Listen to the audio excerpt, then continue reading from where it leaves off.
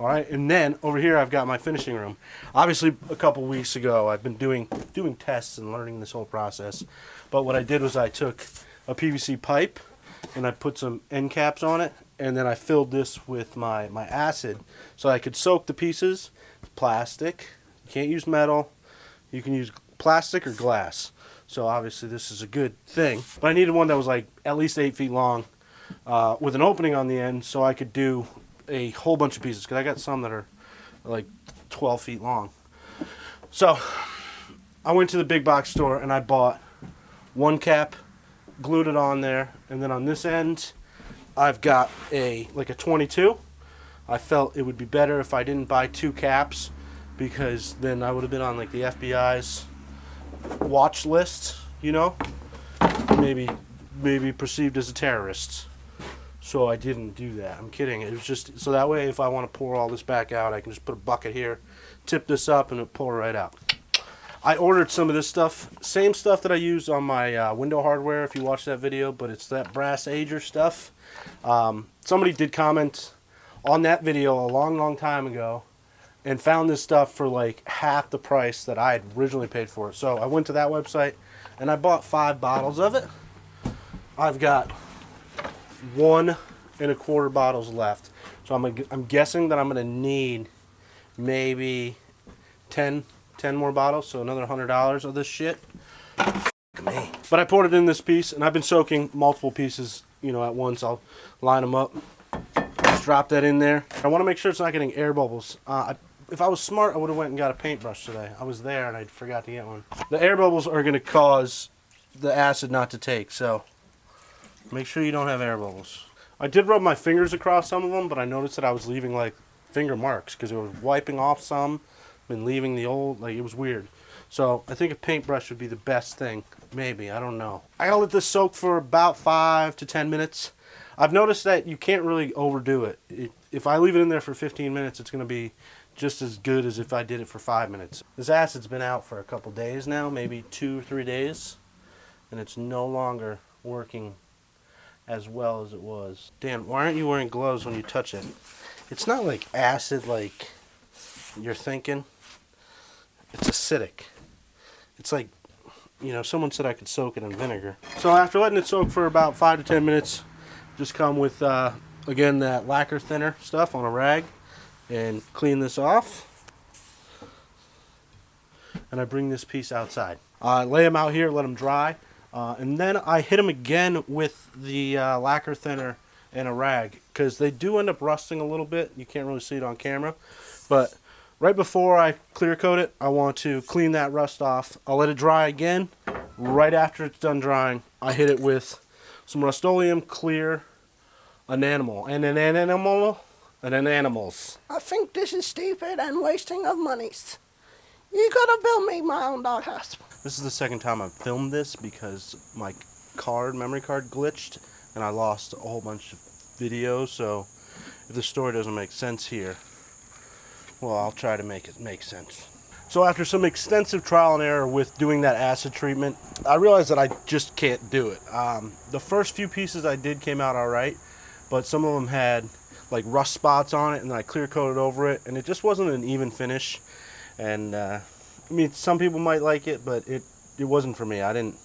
Wasn't feeling it. So I'm gonna go with my second favorite option, which was black paint. I know I said that it wasn't as durable, but I mean, how often are you going to be rubbing metal up against the trim? Not that often. So what I've already done is I primed a lot of the pieces, and then I put 1 coat of black paint. I'm going to do a 2nd coat of black paint, and then I'm going to do that clear enamel.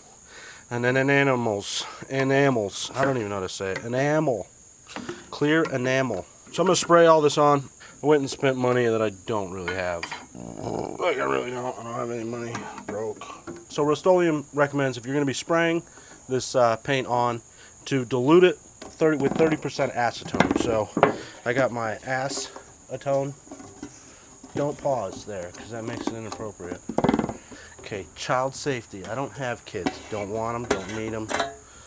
I should take that off forever and ever. Oh, we went a little overboard there, buddy, didn't we? Don't make a mess. You want it to be like the consistency of spray paint, you know, which is pretty watery. That's it. Pour that in there. In my drink. If I get sick later, that's because of that. Pernette, get bacon. Get him. I do not want to. He is mean. So this is the rack.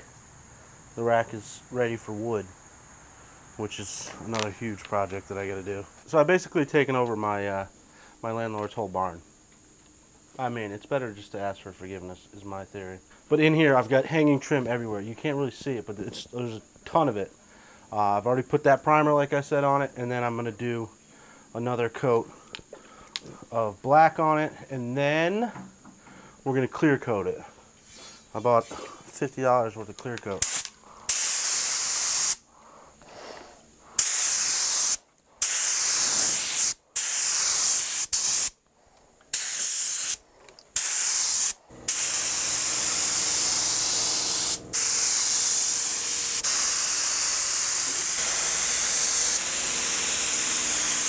So obviously I got a bunch of this to do. This is literally maybe a quarter of the total house.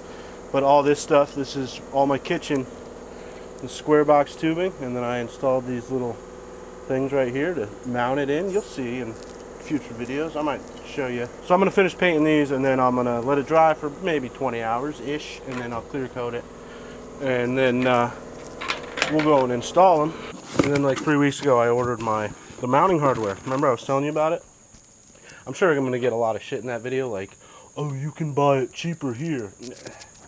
They're 60 cents each. And then you add tax and then shipping and all that stuff. And then the washers are 30 cents each. So that's 90 cents-ish. I mean, I'm giving you loose numbers.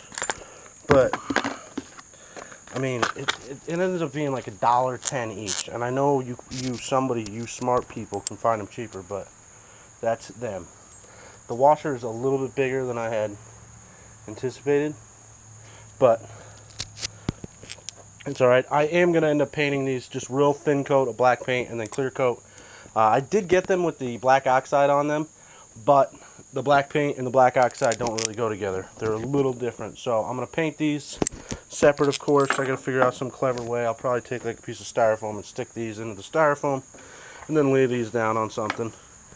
Spray paint and styrofoam, they don't mix, do they? That was $230. $100 on spray paint. That's $300. Sandblaster I'm not using, $150-ish. No, maybe $200 with the sand. The acid, $150. The metal trim, I'm at about $1,000.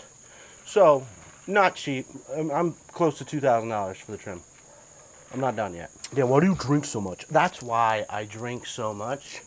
It's called common sense, people. Try to keep up. Bacon is coming over to play with Peanut. You see him right there? Do you know YouTube has settings for me that if you comment something with like keywords in it, it automatically goes into like the spam or the junk folder? I love it. Like if you say you should have, automatic junk.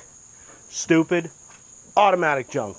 And then if you add a link, like a link to something like, oh, you should have used this, and then put a link, automatically it goes to the junk because you said you should have.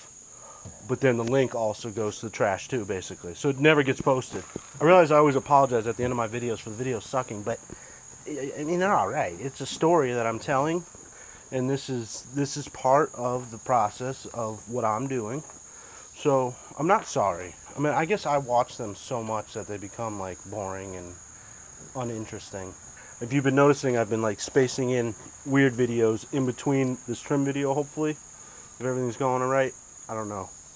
But I want to break this whole project up because it's kind of boring. I've been watching a lot of Pure Living for Life. It's a couple that are building like this homestead. I mean, do I agree with everything they're doing? No. Do they get shit on for everything they do? They do pretty bad. I just don't understand it. Why would you build a hot tub before you built a house? Like, what?